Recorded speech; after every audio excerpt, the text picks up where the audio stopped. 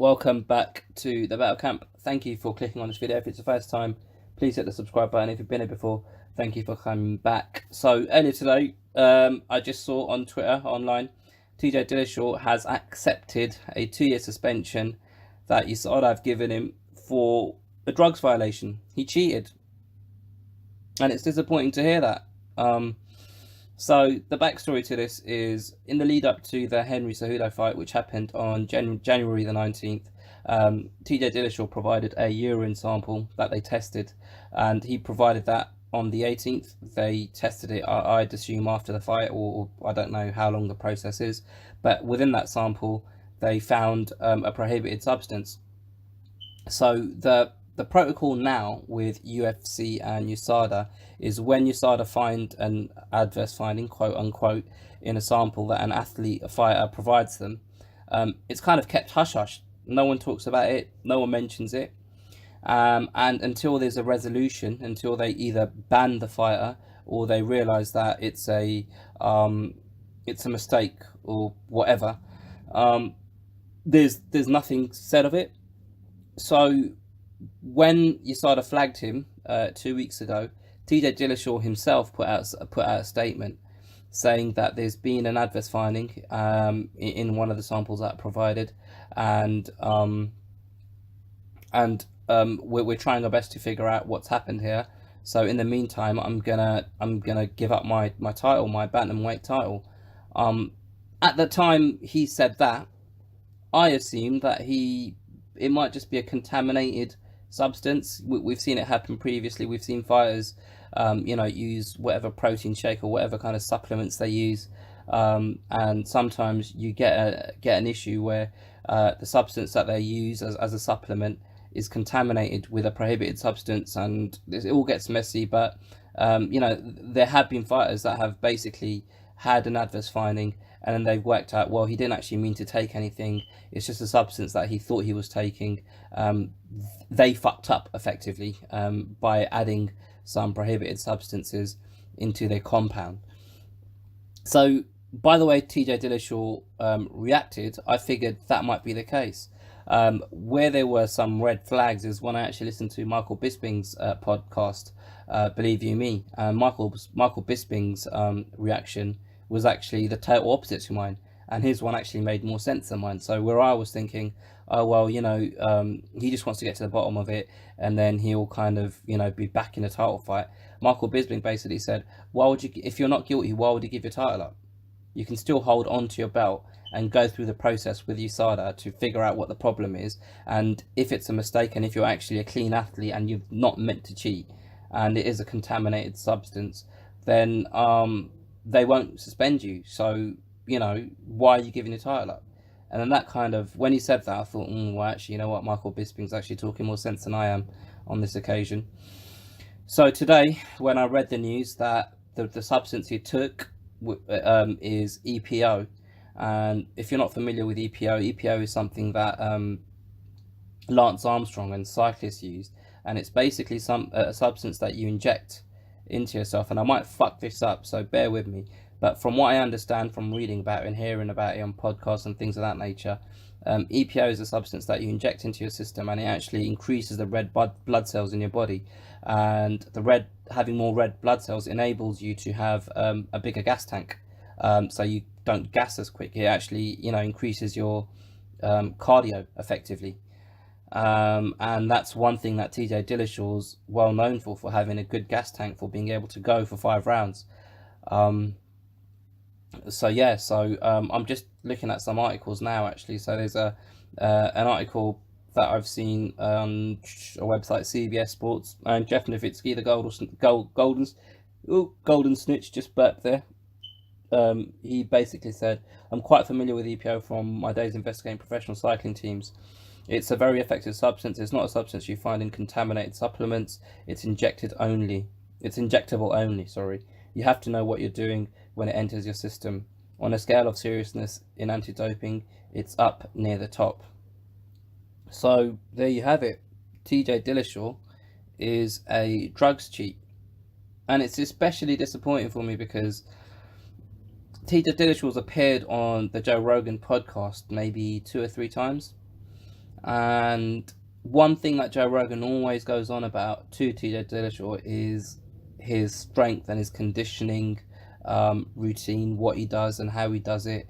Talks about his nutrition, what he eats, what he doesn't eat. Talks about his general diet, and talks about how much of a freak athlete he is, TJ Dillashaw. And TJ Dillashaw sits there talking back to him and telling him, yeah, man, I do this, I do that, I do this, I do that. You know, this is what I eat, this is what I don't eat. And they always talk about this trainer that TJ Dillashaw uses, and they call him the mad scientist. Now, I don't know whether this is, he's got anything to do with it, but it just fucking like, I mean, obviously, if someone cheats, they're not going to come out and just say, "Oh yeah, oh yeah, I cheat, I use drugs, and that's how I've got to where I'm at." But just watching someone talk about, in detail about their training routine and their kind of strength and conditioning routine and their diet, etc., and really, make it kind of talk about it in at length and in detail. And I'm pretty sure he was talking about how he's got this app where you can follow the regime that he has to get the kind of results that he's been able to get. And it's all just a lie. I mean, don't get me wrong, obviously he's worked hard throughout his career, but this is disgusting, man. He's cheated. And around the time he was flagged a couple of weeks ago, I saw circulating on Twitter how Cody Garbrandt basically said during one of these UFC press conferences when TJ Dillashaw and Cody were due to fight each other, and Cody brought up how TJ Dillashaw, oh yeah, hey man, you're just a drugs cheater, and you showed people in the team how to do it, man, or whatever. That was a really shit American accent, but he said something along those lines, and like, I just thought, fucking, oh, there's no need to make shit up. Why are you saying this? But it could be true. Like, do you know what I mean? He could be doing it throughout his whole career, and he's a two-time bantamweight champ. He thought he was going to go down and win the flyweight title, and then he thought he was going to come up and fight Max Holloway for the featherweight belt. He wanted to be the champ. But for what though? If you're just fucking cheating, it's fucking like, oh, it's disgusting, man. Usually with Usada you can get like a 6 month suspension, a year. I think 2 years is like the maximum they can give you. He hasn't appealed it. He didn't try and contest it. He just accepted that he's a fucking cheating cunt. And like, any credibility he had, any kind of all of the things that he's achieved in his career, all the fights that he's had, that he's won. Bearing in mind, like, if you actually think about him, since he actually won the belt, the only fight that he lost was to Dominic Cruz. So when he beat Henan Barao, he had a couple. I think he fought he fought some not a very big name. Then he fought Henan Barao again and beat him again, and then he fought Dominic Cruz. He lost that fight. And then apart from Dominic Cruz, he went on a fucking tear. He beat Assunção, Lineker, and then Garbrandt obviously won the title off him, and then he beat Garbrandt again. Like, these are all big names in the division. And how long has he been cheating for? Do you know what I mean? It puts a fucking asterisk against everything he's achieved in his career. And I know, like, Usada's been, a part of the UFC for a number of years now, so he's been part of this testing policy and rigorously tested throughout his kind of UFC career since Usada came in. But for him to try and get away with it now, maybe he did get away with it previously. Do you know what I'm saying? So maybe he was using some sort of substance, but there's a term that you hear a lot, microdosing. Maybe he was doing something to kind of hide the fact that he was cheating.